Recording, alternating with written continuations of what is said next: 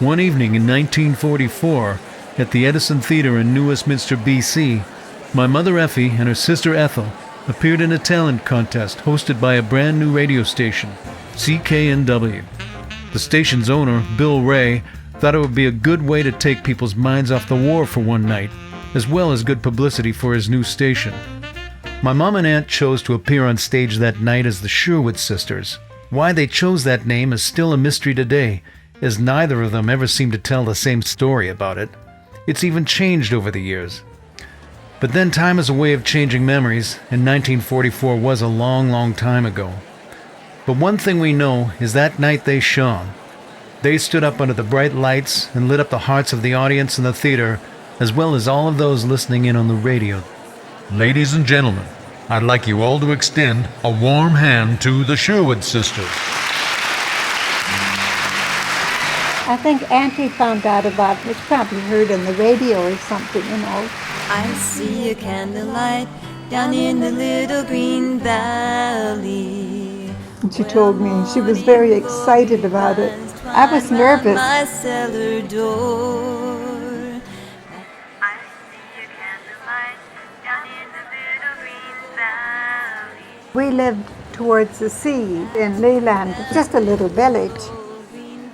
Everyone has a little green valley they dream of going back to one day, especially in a land of immigrants who had left their homes and families behind them forever. People forget about the hardship and pain and remember only the good, but that's just being human. The ones that left were a hardy lot, wandering off into the complete unknown, carrying the children and a few suitcases, maybe hoping to find another little green valley somewhere else and start again. Back to that little old green valley far away. My grandfather Alf's family home was situated in Bogen, a tiny farming community in northern Norway, not far from the Arctic Circle. He grew up here, and as a young man in 1915, did his compulsory duty in the militia. I'm not sure when my grandfather decided to emigrate to Canada, but it seemed he had a plan. He worked the coal mines in freezing Spitsbergen for 7 months to make some money, but he needed to find a wife that would be brave and strong enough to follow him on his journey. He met my grandmother Josephine, or Fina as everyone called her, on a coastal steamer coming home from Tromsø. Maybe they shared the same dream. We'll never know for sure, but they were married 4 years later and soon on their way to Canada with a small baby girl named Alfhild, my mother. That was almost 90 years ago. Apparently Mum was a very happy baby and liked to laugh a lot. She must have got that from her mother, who liked to laugh as well. Funny how that works. On Friday, June 11th, 1926, my grandparents, my 20-month-old mother, and my grandmother's 17-year-old brother Norman bid a sad farewell to the family on the dock in Leland, knowing they may never see them again. Mum said her grandfather Conrad would not let them take a certain blue coat of hers. It hung on the inside of his door until the day he died. He never saw any of them again. They were issued their exit papers and Norwegian passports and left from Narvik on the SS Leda, bound for Tyne Ports, just east of Newcastle, England.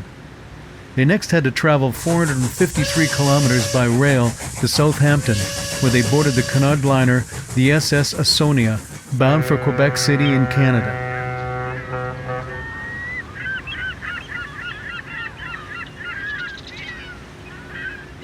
Apparently, the Atlantic crossing was quite rough, with most passengers indoors suffering from seasickness. But my grandparents enjoyed walking the decks with my little baby mother, quite immune to it.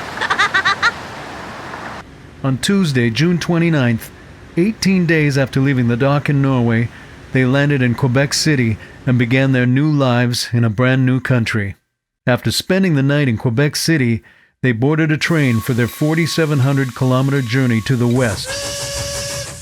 On July 3rd, 22 days after leaving Leland, Norway, they arrived at the CPR station at the foot of Granville Street in Vancouver, British Columbia, their new home.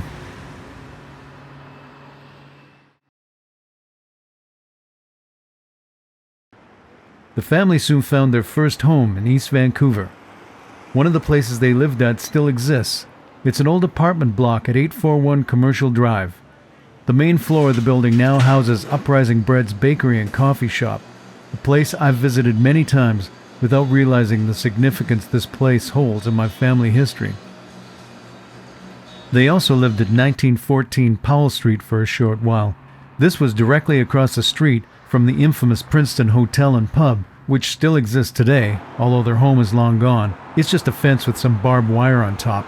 My grandmother had come straight off the farm as a young woman, and apparently found the longshoremen and other characters that would drink their nights away and stagger in and out of the pub endlessly fascinating. It hasn't changed much in 78 years. My mum's first friends were Inga and Astrid Berg, who lived around the corner on Victoria Drive.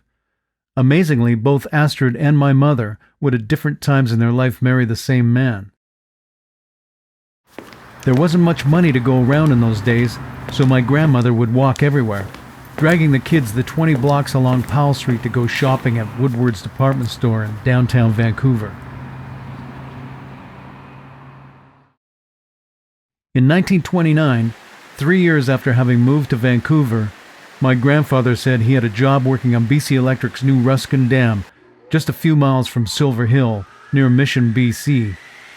Eventually they bought a farm in Silver Hill and survived the Depression with little money, but were fortunate to have their own homegrown food. In those days, they didn't live forever.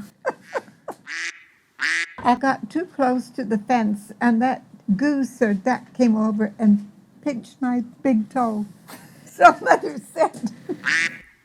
My grandfather, like most of the men around there at that time, were usually gone out of town for long stretches following the few jobs available. On Tuesday, January 20th, 1942, the family moved into a small wartime house at 627 East 6th Street in North Vancouver. My grandfather was now working full-time at one of the shipyards there, and although the kids were horrified at the prospect of leaving all their friends in Silver Hill, he said, "You will make new friends," and off they went. They did make new friends and lived there for many years to come. That's me. I was the princess for North Vancouver Lodge, the Sons of Norway. So the way they chose the queen, they pulled a name out of a hat. That's how you got your position. There's Sleepy and Swede. That was at Scandinavian's Festival, Swedish Park. Well, that was taken at the Swedish Park. It was just a lark, for fun. Somebody, I guess, said, just pretend you're dragging her in here. Crazy, crazy.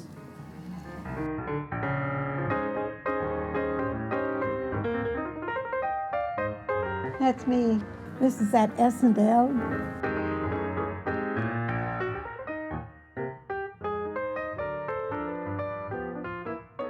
We had good times in those days.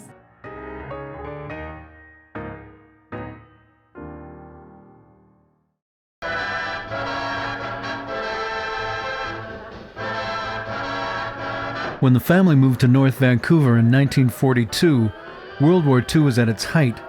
Many of the young men that my mother grew up with would not return to North Van. During World War II, North Vancouver's shipyards, where my grandfather worked, made a vital contribution to the Allied victory. They produced almost half of the cargo ships built in Canada to replace those sunk by German submarines. The mild West Coast climate helped achieve this feat, as well as the relative safety from enemy attack of the location. On March 7, 1945, while my mum sat at her desk at work in downtown Vancouver, the freighter Greenhill Park exploded at the CPR's Pier BC. It seemed to everyone that the Japanese had surely attacked, but it was actually a few longshoremen that were siphoning whiskey from the barrels in the hold of the ship. One of the men lit a match to see in the dark, and the highly flammable fumes from the 60% whiskey ignited. I was in Vancouver that day. I was working. Oh, it just blew up and boom, terrific crash. Big windows, the buildings came crashing down and the huge shards of glass. Our building shook. It was pretty serious. And Norman was working on the waterfront that day, so he remembered it real well. The family survived the war, and my mum said the day they declared peace was a memorable one. I was over there. We had a great time walking up and down Granville Street, meeting all kinds of people. Everybody was there. It was wonderful. But before we forget, let's get back to that night at the Edison Theater and that talent contest my mom and her sister had entered. They came in third that night, but it made an impression on the audience and those listening on the radio. Bill Ray presented them with a $5 prize for third place and apparently ripped it in two, giving them each one half of the bill. They were asked to do some other events, but my mom wasn't interested. I guess she realized this wasn't where she wanted to be. Within a few years, Mum would embark on her next great adventure. She'd find another little green valley. Marriage and a family. And we all know the story from there. And what a story it has been. I see a candlelight down in the little green valley, where morning glory vines twine round my cellar door. And every night down upon my knees, I pray the Lord to please take me back to that little old green valley far away. Alan, promise me you're not going to show all these pictures. No. Please. Like I said, that would be too boring. What about it? Were you here when that happened? I wasn't even born at that. Yeah, that was. Well, it's such a beautiful day out today that I hardly know how to express myself. Gratulerer med dagen, Alfhild. Gratulerer med dagen, Alfhild. Gratulerer med dagen, Alfhild. Happy birthday, Grandma. Love you. Party. Bye. Waving. Bye.